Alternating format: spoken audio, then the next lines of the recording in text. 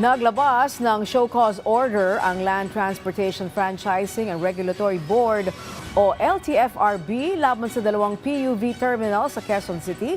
Bahagi pa rin dito ng mas pinaigting na hakbang ng ahensya upang matiyak ang kaligtasan at kapakanan ng mga commuter. Si Bernard Ferrer sa sentro ng balita.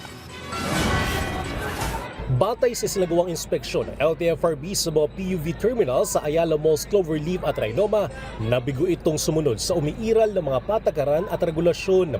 Sa PUV terminal sa Ayala Malls, Cloverleaf, ilan sa mga natukoy na paglabag ang kakulangan ng bubong na magbibigay proteksyon sa mga pasahero. Hindi sapat na upuan sa waiting area, kawalan ng malinaw na gabay sa biyahe at dispatching, at kawalan ng information at passenger assistance counters. Inatasan ng operator ng terminal na kumuha ng permit sa LGU para makapag-operate bilang pampublikong transport terminal at ang pagsusumite ng security plan.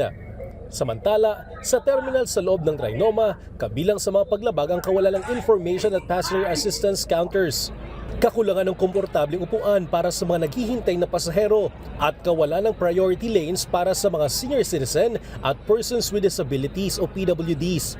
Kapwa ay natasan ng mga namamahala ng dalawang terminal na magpaliwanag kung bakit hindi dapat ipasara ang kanilang mga pasilidad dahil sa mga paglabag.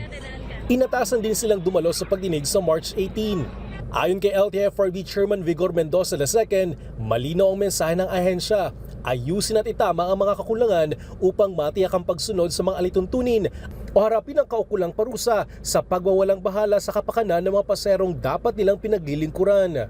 Dagdag pa niya, bahagi ito ng isang nationwide operation at ito na ang magiging new normal sa pagsulong ng kapakanan at karapatan ng mga mananakay. Ang pinaigting na operasyon laban sa mga hindi sumusunod na PUV terminal ay alinsunod sa direktiba ni Pangulong Ferdinand R. Marcos Jr. na tiyakin ang kaligtasan at kapakanan ng mga commuter sa buong bansa.